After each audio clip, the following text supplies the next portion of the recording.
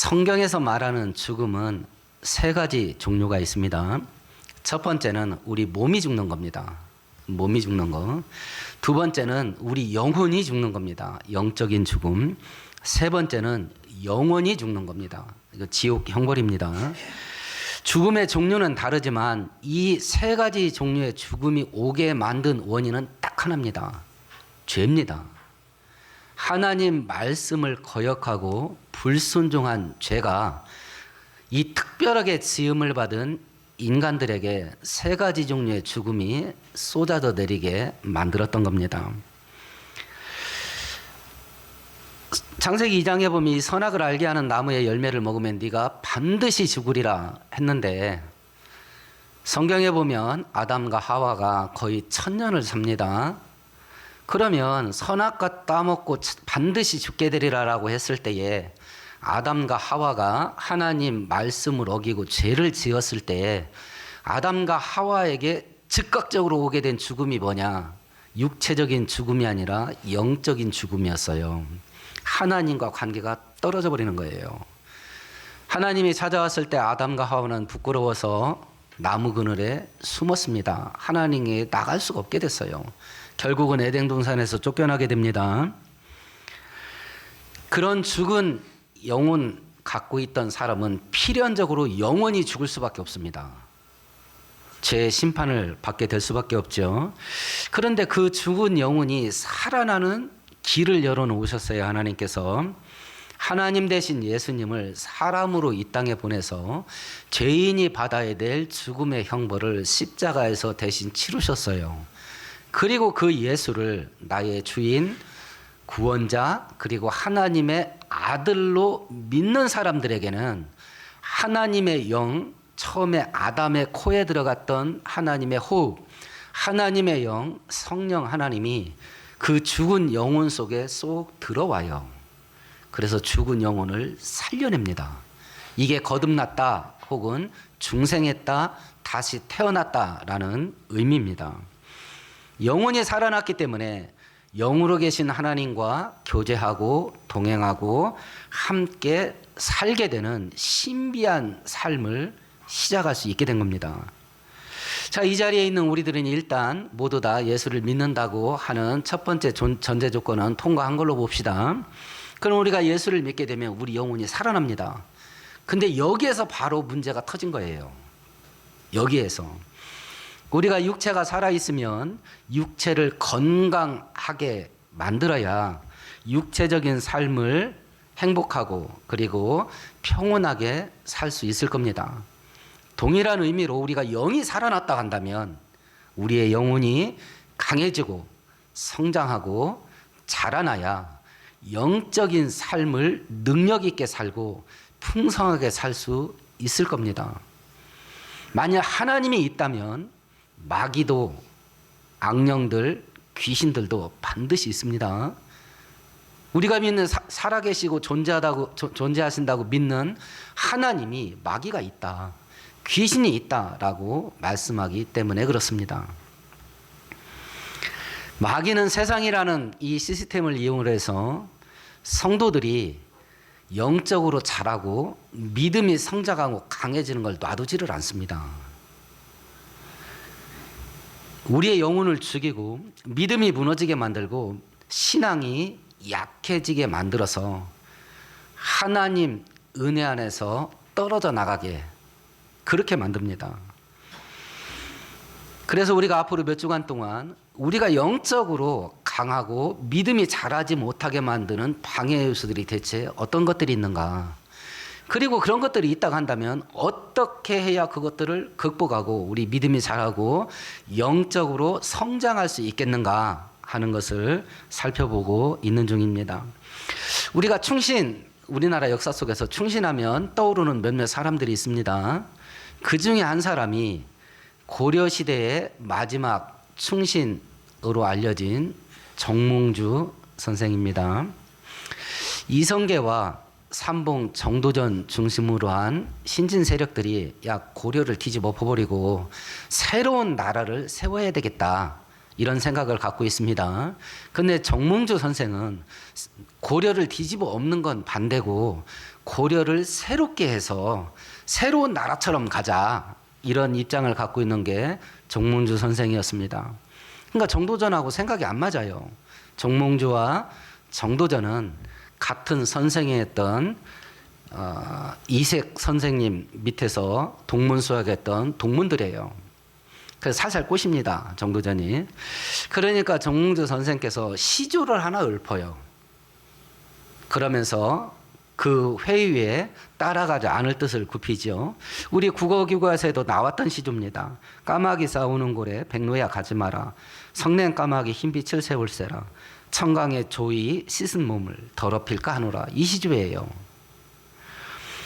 이 시조에서 정몽준 선생이 세 가지를 피해야 된다. 내가 더럽히지 않으려면 첫 번째 까마귀, 두 번째 까마귀 싸우는 진탕골, 장소, 까마귀 싸우는 장소, 세 번째 까마귀가 하는 행동.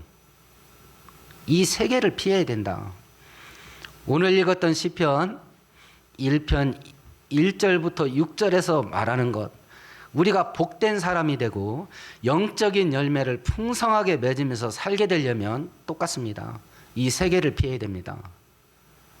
까마귀와 까마귀 도는 장소, 그리고 까마귀 행동, 이 세 가지를 피해야 된다고 우리에게 말씀하고 있는데요.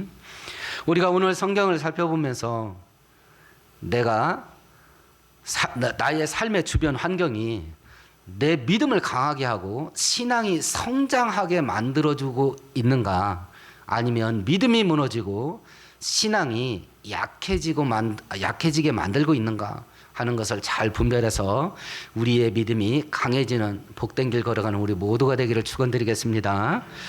첫 번째, 우리의 믿음이 성장하고 강해지려면 어떻게 해야 되나, 또 그걸 가로막고 있는 건 무언가. 1절만 같이 읽습니다. 복 있는 사람은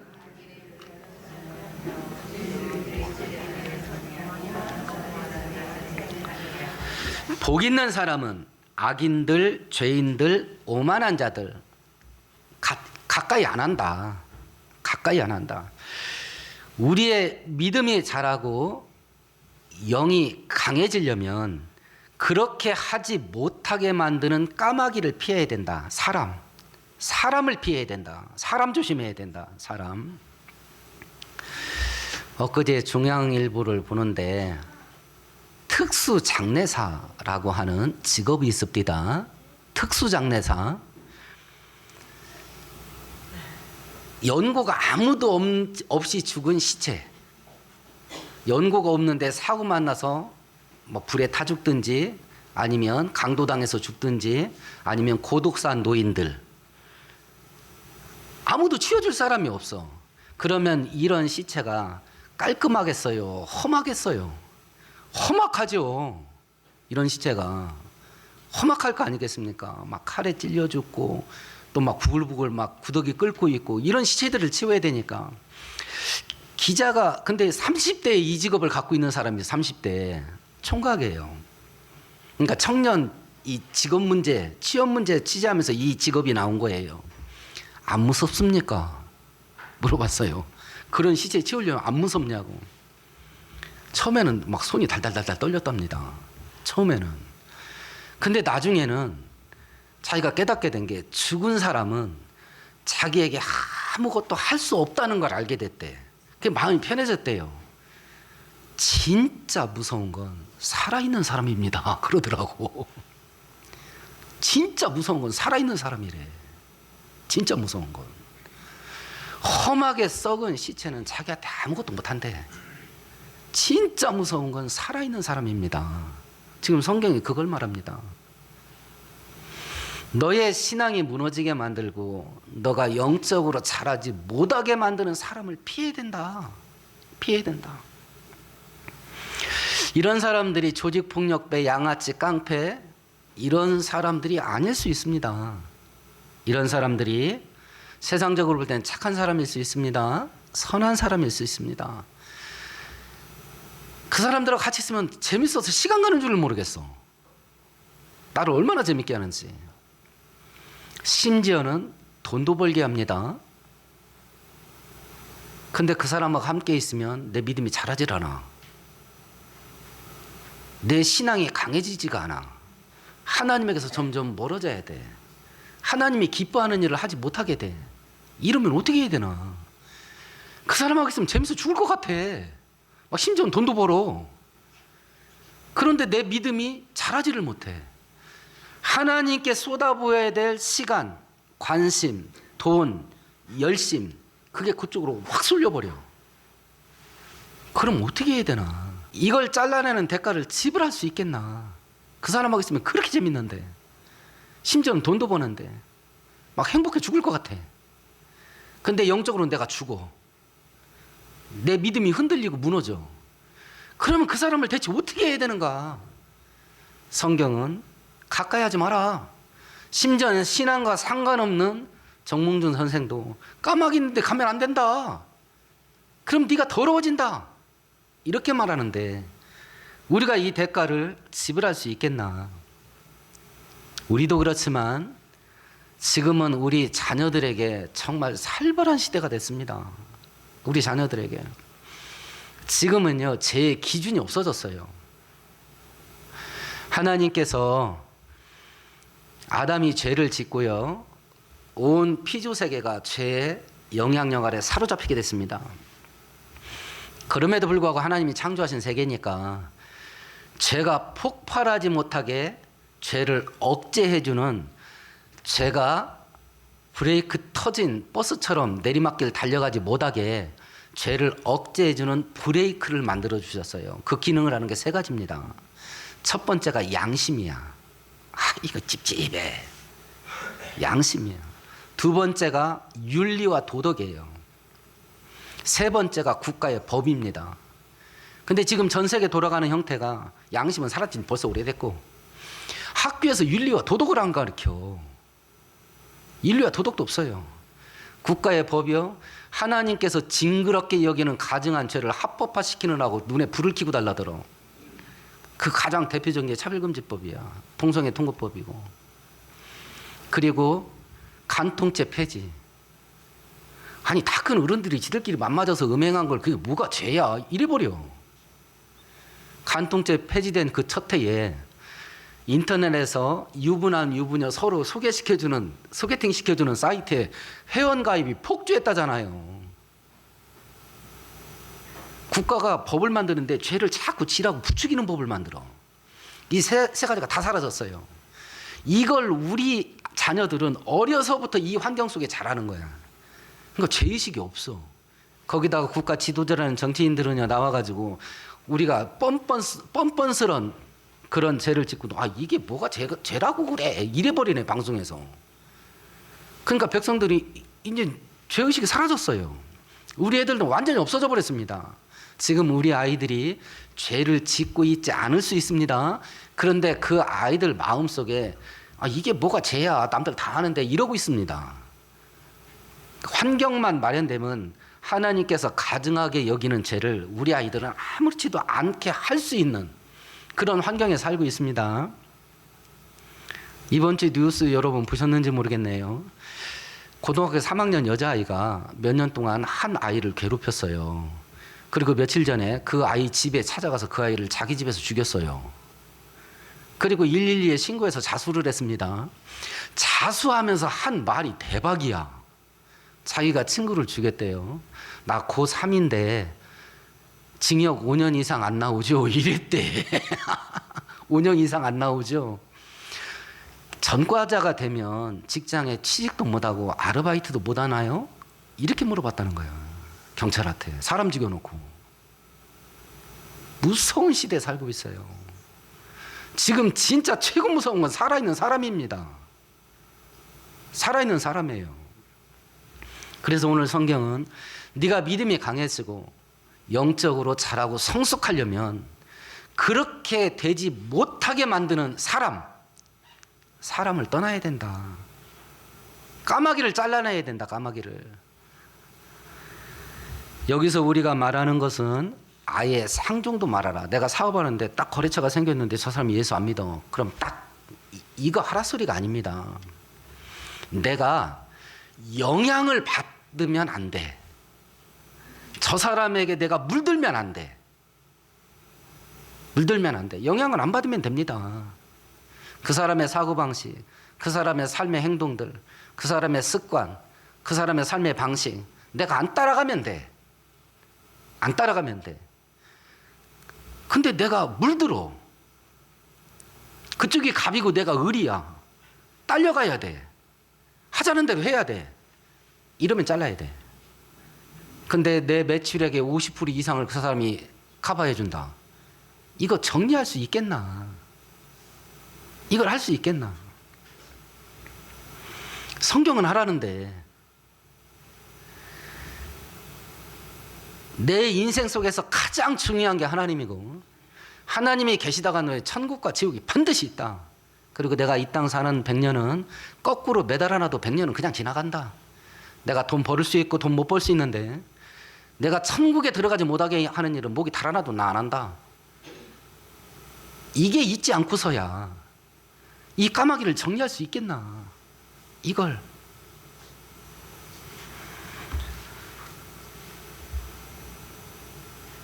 불신자들하고 어울리고 까마귀들하고 어울리는데 믿음이 자라나고 영적으로 강해진다는 의미가 뭔가? 죄악이 폭발하는 이 약한 시대 속에서 성경대로 사는 게 뭔지를 그 사람들에게 보여주면서 살 수 있는 거, 이게 믿음이 강해지는 겁니다. 이게 영적으로 성장하는 거예요. 근데 말도 못하겠어. 내가 교회 다닌다는 걸, 내가 예수 믿는다는 걸 저 사람한테 말을 못하겠어. 말을 못하겠어. 제가 예를 들어서 몇 번 했던 분이 있습니다. 식당을 해요. 그래서 제가 전도를 하려다 보면 전도할 사람 찾아다니는 것도 큰 일인데, 당신은 진짜 하나님의 축복 받았습니다. 사람들이 당신 가게 올 거 아니요. 그러니 내가 우리 교회 전도지 갖다 놓고 여러 가지 전도용품을 갖다 놓을 테니 오는 손님들마다 하나씩 가져가라 하시오. 다음 주에 갖다 드리겠습니다. 그랬더니 저한테 못하겠대. 왜 그러냐고 물어봤더니 단골 떨어질까 봐 못하겠대. 여기까지구나. 이게 여기까지구나. 주님이 다시 오실 재림이 임박한 이 마지막 때에 현대 기독교인들이 이렇게 사는구나. 현대 기독교인들이. 오늘 성경이 우리들에게 이야기를 합니다. 끊어라. 너 죽는다. 끊어라. 이걸 놓고 우리가 생각해 보십시다. 우리가 건강한 교회라는 울타리 안에서 함께 살고 있는데 우리가 서로가 서로에게는 어떤 사람인가? 서로가 서로에게 믿음이 강해지게 하고 영적으로 성장하게 하고 성숙하게 만들어주는 사이인가? 우리가 서로가 서로에게. 아니면 시험 들게 하고 상처 주고 있는가? 라고 하는 것이요. 어찌 되었든지 우리가 영적으로 성장하고 믿음이 강해지고 성숙함에 있어서 그렇게 되지 못하게 만드는 사람들이 우리 주변에 있다. 그걸 정리해야 우리가 믿음으로 성장하고 영적으로 성숙할 수 있다. 그걸 잘 감당하는 저와 여러분 되기를 축원드리겠습니다. 이제 두 번째 우리가 피해야 될 까마귀입니다. 1절을 다시 한번 읽어보십시다. 복이 있는 사람은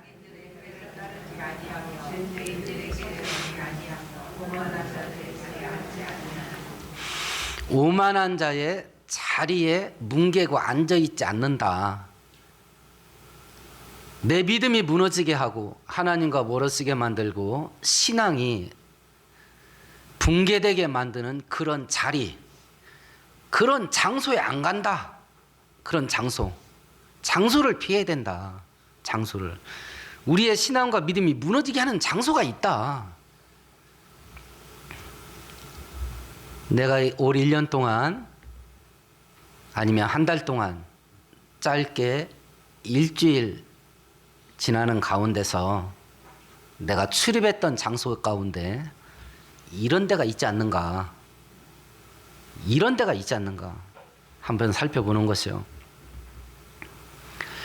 하나님께서 믿음의 길을 따라간다는 건 이런 거다라고 하는 걸 모델로 세워서 견본으로 세운 사람이 있습니다.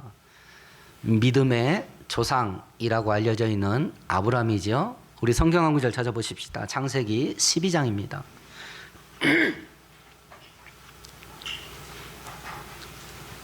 히터 좀 켜주세요. 창세기 12장입니다. 1절 같이 읽습니다. 여호와께서 아브라함에게 이르시되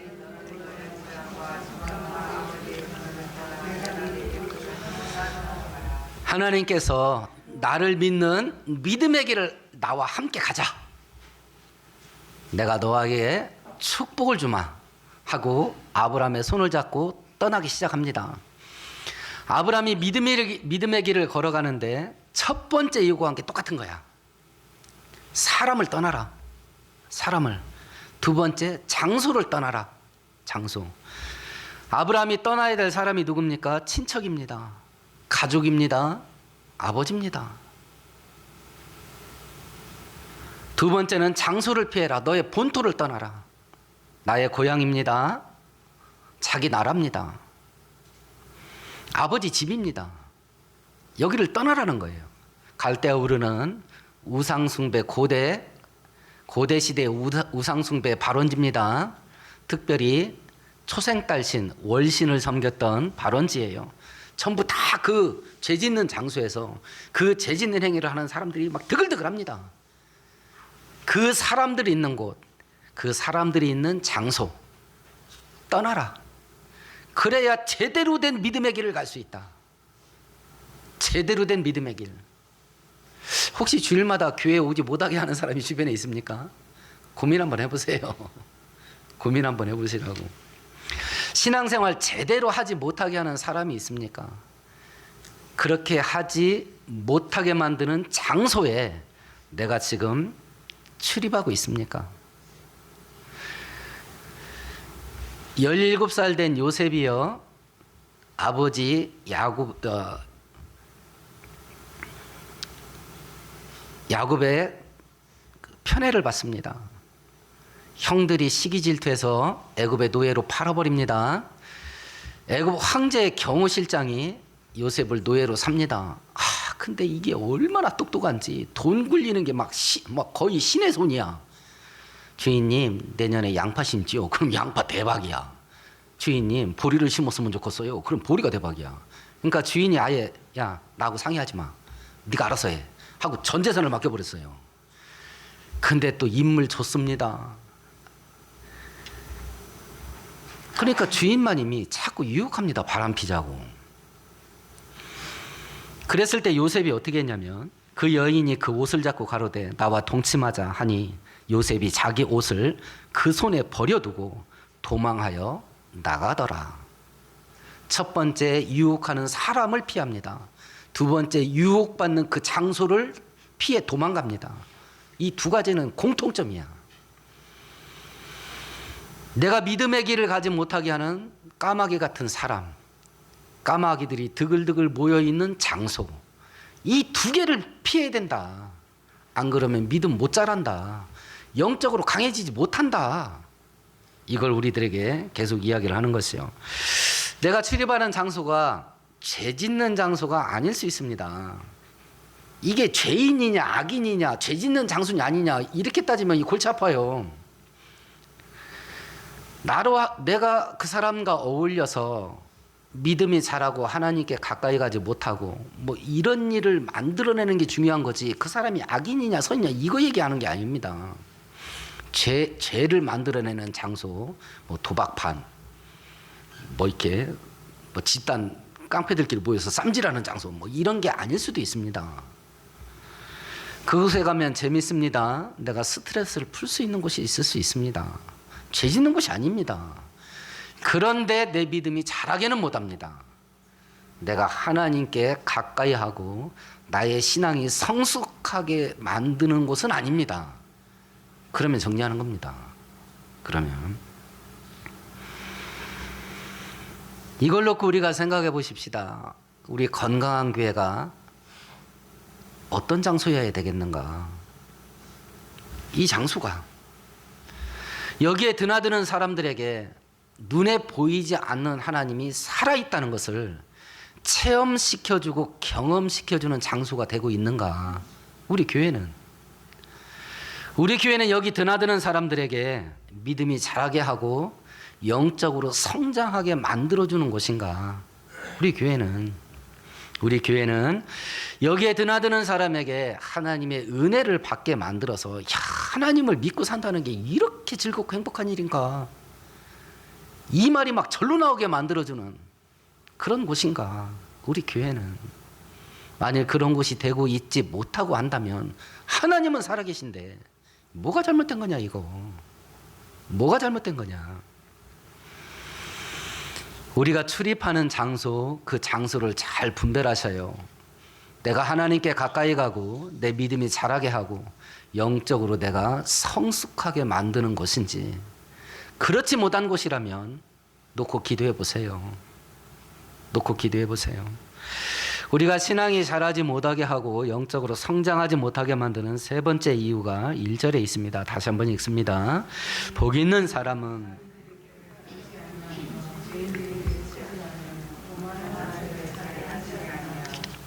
성경 한 구절 더 찾아볼까요? 신약성경 314페이지 찾아보십시다. 에베소서 4장입니다.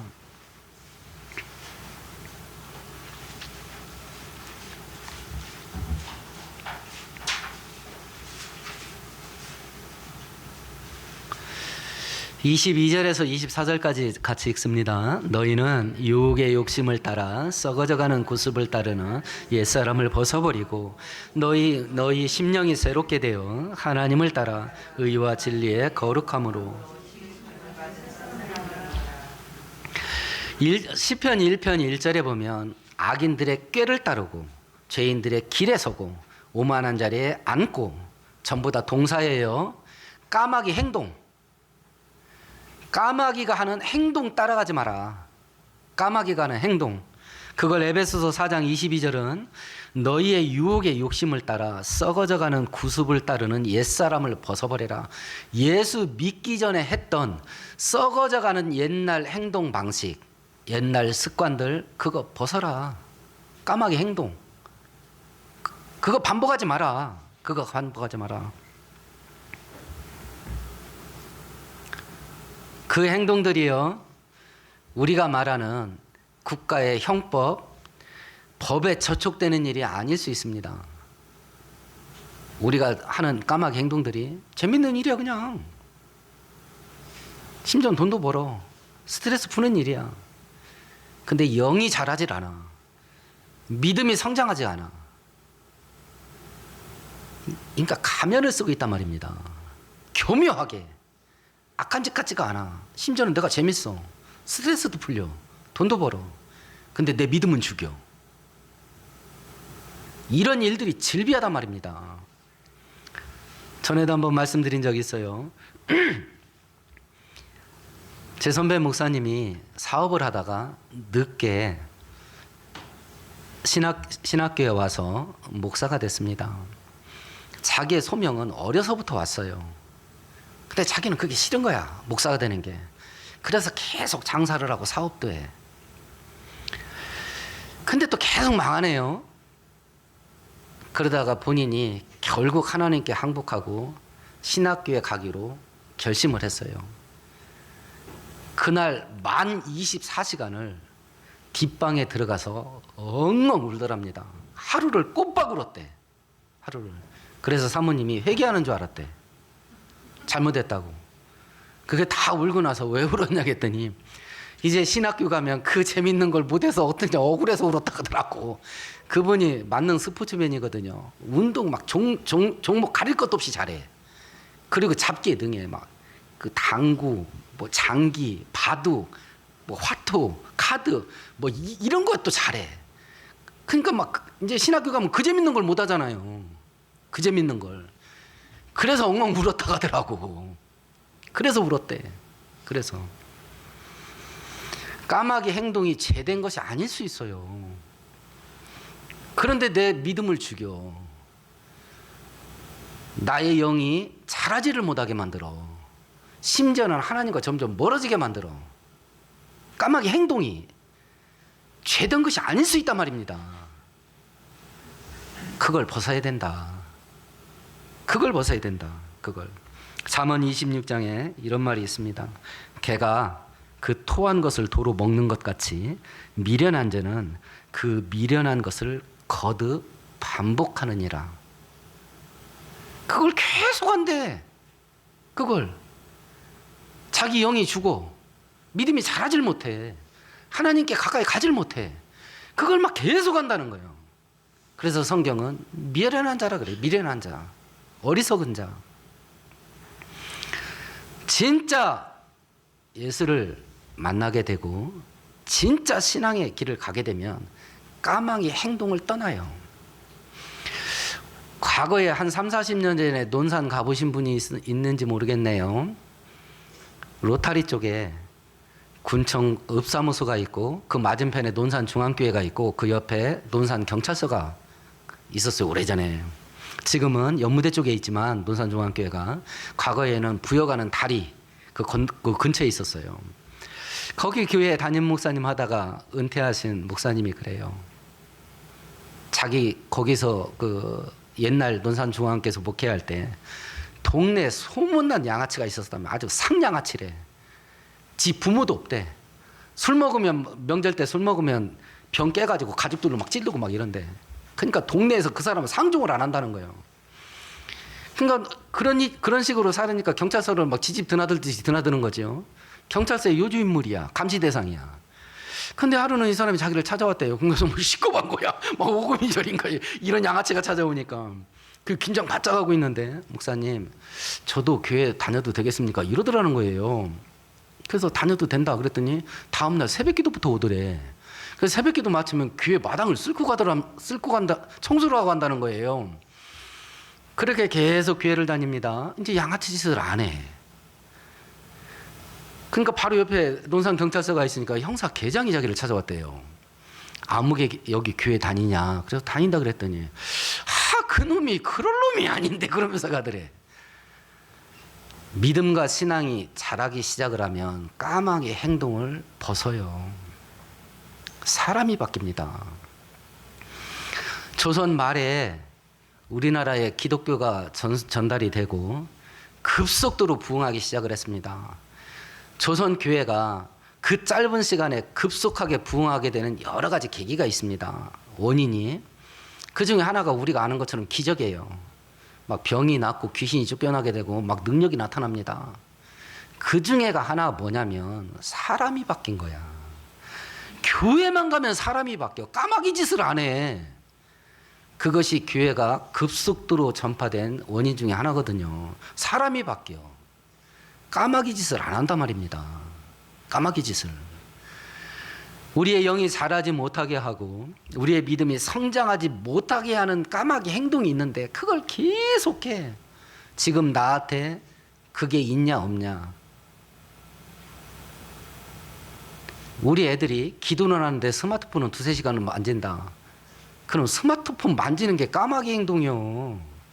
어른도 그렇고요. 스마트폰은 2-3시간 만지는데 성경 한 장을 안 읽고 기도 10분을 안 한다. 아니 그러면 그 스마트폰 만지는 게 까마귀 행동이지 뭐야. 별거 있나요? 까마귀 행동이? 그 많은 시간 텔레비는 봐도 성경을 안 읽으면 그게 까마귀지 뭐야. 근데 스마트폰 만지고 텔레비전 켜고 있으면 너무 재밌어. 이걸 꺼야 되는데 우리가 얼마나 무능력한지 아세요? 스마트폰을 내 스스로의 의지로 끌 수 있는 능력이 없어요. 30번만 보고 딱 끄자. 이거 할 수 있으세요? 못 하잖아요. 이게 우리의 현주소예요. 나는 스마트폰 통해서 성경 강의를 듣고 수많은 그 신앙의 성공자들, 신앙으로 승리한 자들의 간증을 듣고 그리고 많은 목사님들 설교 듣는다. 오케이. 근데 그런 일들은 특징이 있어요. 유익하기는 한데 뭐가 없어요? 재미가 없어. 재미있는 짓을 하나? 재미없는 짓을 우리가 하나요? 재미에 목숨 걸었는데? 아무리 유익을 해도 재미없으면 우리는 죽어도 안 합니다. 심지어는 우리가 영적으로 죽는 일인데도 재미만 있다면 죽어라고 합니다. 오늘 성경은 우리들에게 이야기를 합니다. 만일 우리가 까마귀 같은 사람 피하고 까마귀가 노는 장소 떠나고 까마귀 행동을 피하는 이런 일들을 믿음을 가지고 결단을 가지고 성공적으로 진행해 나간다면 어떤 일이 벌어질 건가? 그게 3절이죠. 같이 읽어보십시다. 그는 시냇가에 심은 나무가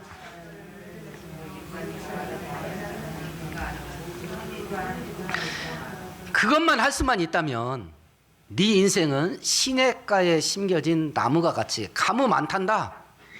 그리고 열매를 가지가 찢어질 정도로 많이 열매 맺는다. 이렇게 약속하셨어요. 우리가 왜 까마귀를 피해야 되냐? 우리가 왜 까마귀 노는 장소를 피해야 되는가? 우리가 왜 까마귀 행동을 잘라내야 되는가? 그렇게 살려면 많은 것들을 희생해야 될 겁니다. 많은 것들을 절제해야 되겠고 이런 과정 속에 고통을 감수해야 될 것도 심지어는 손해를 감수할 것도 많을 겁니다.